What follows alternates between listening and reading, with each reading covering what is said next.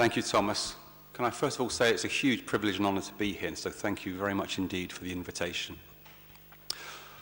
Okay, earlier on today in Dr. Kalfell's presentation, he's outlined the evolution of zoos from menageries into conservation centres, and that is for sure the case. And I guess in this presentation, I hope to explain to you how zoos use the scientific approach to the global conservation of species. I want to do this covering 4 key topics. First of all, a little explanation of what is the one plan approach, and I'm going to use the eastern black rhinoceros, a species very close to my heart, as a real example. Then I want to talk about the importance of working with local communities, the importance of zoo science in conservation and how we can apply it, and then also using science to evaluate whether zoo visitors actually have a better understanding of biodiversity and the positive actions they could take to protect it after a zoo visit. So 4 topics. So the one plan approach, it came from the International Union for the Conservation of Nature's Conservation Planning Specialist Group. And it is defined as integrated species conservation planning that considers all populations of the species inside and outside the natural range under all conditions of management and engages all the responsible parties and resources from the start of the conservation planning initiative. That's a very complicated way of saying actually bringing everybody who's interested in conserving that species and considering all of the populations, both those in the wild and those under human care, into a single plan. And I'd like to try to highlight how that actually works in action using the black rhino. So since the 19th century, the black rhino population as a whole has declined from several 100,000 individuals to just 5,000. The eastern black rhino is critically endangered, and the rarest subspecies of black rhinos, with around 470 only remaining in East Africa and 92 in European zoos. That means in Europe we have around 12% of the global population of eastern black rhinos. It's a big responsibility.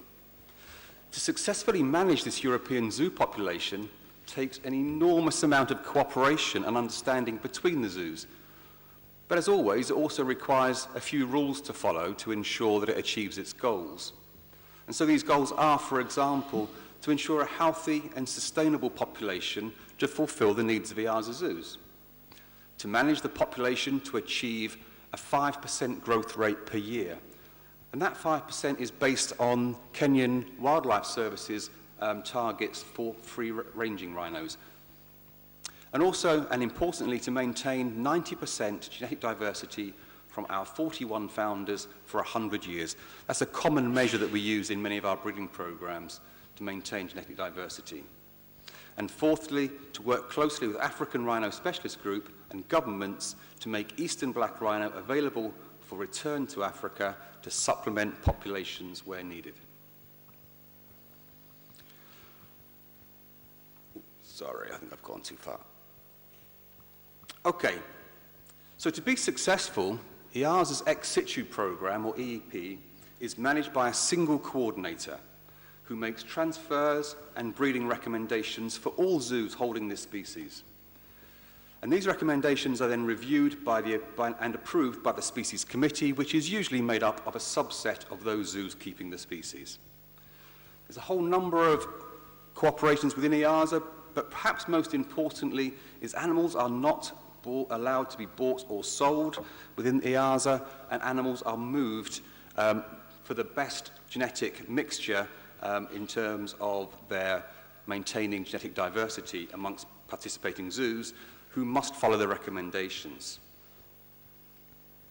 Clearly, excellent record keeping and scientific analysis of the stud book is essential, and zoos use a number of computer software systems to do this. For example, ZIMS is the global record keeping system, Sparks is the stud book keeping system, and just to give you a little example, for example, we're now at 6th generation of zoo-bred eastern black rhinos, and for every single rhino in the population I manage, I can trace their parentage back, their heritage back further than I can my own. It's a very complicated system. And PMX is also the system we can use to actually best find out which animals to pair together. It's a really complicated dating game for rhinos. So we can select. I know you can't read that, that's not important. The important thing is it shows you that on the left is all of the males in the population, on the right is all of the females, and this software allows us to select those individuals and test how genetically compatible they are. It helps us manage the population in a way that we will lose as little as possible of the genetic diversity through the generations. So once we know which rhinos are best to breed with one another, we need to keep them well and healthy and understand the best time to introduce them to each other. This is important, as black rhinos are solitary for most of the time in nature.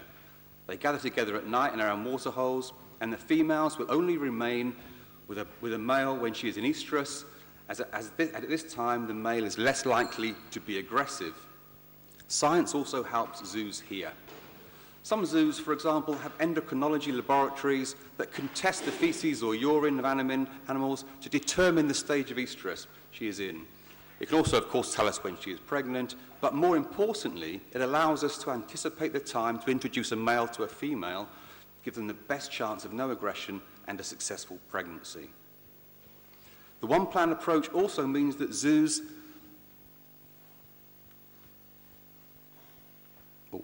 are supporting wild black rhino populations. Many zoos have been giving financial advice and support to assist with rhino monitoring, anti-poaching activities for many years. These include funding additional frontline rangers and the equipment and infrastructure they require to do their crucial work in the field. The eastern black rhino now occurs in highly fragmented, isolated populations within Kenya. And you can see on the graph there the green patches showing these isolated populations.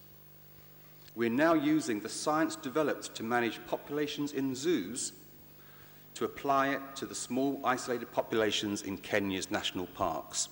The same principles of moving animals from zoo to zoo for the best management of the genetic diversity now applies to national parks in Kenya. It's also, of course, really important for zoos to promote their work in the media, both raise the public awareness of the crisis facing biodiversity, but also to show that there is hope of saving these magnificent animals and that zoos are part of the solution. There is much more to what zoos do than just breeding rare animals, however important that is. Elephants are incredibly popular zoo animals. They are incredible. Any of us who have seen a young child see his first live elephant for the first time realizes what an incredible impression that has on them, an impression that can't be gained on television, YouTube, or the internet. People are inspired by them. This gives zoos a unique opportunity to turn these positive feelings about animals into positive action to protect them. But not all communities appreciate elephants. In Assam, northern India, the growing human population and its needs are squeezing elephant populations into ever smaller areas. This leads to elephants leaving the forests and raiding the villagers' crops and damaging their property and killing and injuring people. The communities, understandably, retaliate with violence. Through support from our visitors and the Darwin and Grant initiatives, we work to help local communities mitigate this conflict. And this requires understanding of the species ecology and the community's livelihoods. We've been working in Assam with elephant-human conflict since 2005. And this area requires three areas of focus. Firstly, and importantly, interventions to restore safety, livelihoods to offset economic risk, and education to build capacity for the future. It is vitally important that any intervention techniques are thoroughly researched and appropriate for the community. Assam is famed for growing extremely hot chilies, and elephants will avoid the simple fences covered in chili paste. The smoke from burning chilies also acts as a deterrent to elephants raiding crops. We've been working with local communities in Assam since 2005, and during those years, crop losses to elephants have been reduced by 78%. In the same timescale, property damage from elephants has been reduced by up to 95%. This is good for people and good for elephants. The next stage of the project is to share these techniques across a landscape of villages. As well as helping to mitigate conflict with elephants, we have worked with local communities to develop alternative livelihoods. Zoo staff, for example, deliver training on running sustainable businesses, domestic animal husbandry workshops, and plant care for farmers to increase their produce outputs in a sustainable way. But it's not just the large megafauna that zoos work to protect. This is the golden mantella, a wonderful little frog found only in tiny patches of forest in eastern Madagascar. It is about the size of your thumbnail. It is critically endangered due to habitat loss for expanding agricultural practices and uncontrolled collection for the Western pet trade. To save any species from extinction, it is crucial that the basic biology and ecology of the species is well understood.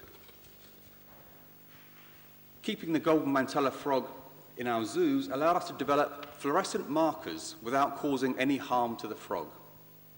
By using this marking technique developed in zoos, we have been able to safely mark wild living frogs. And this, for example, allows us to understand which of the forest ponds are most important for breeding, where do the frogs go in the dry season, how long do they live, and so much more.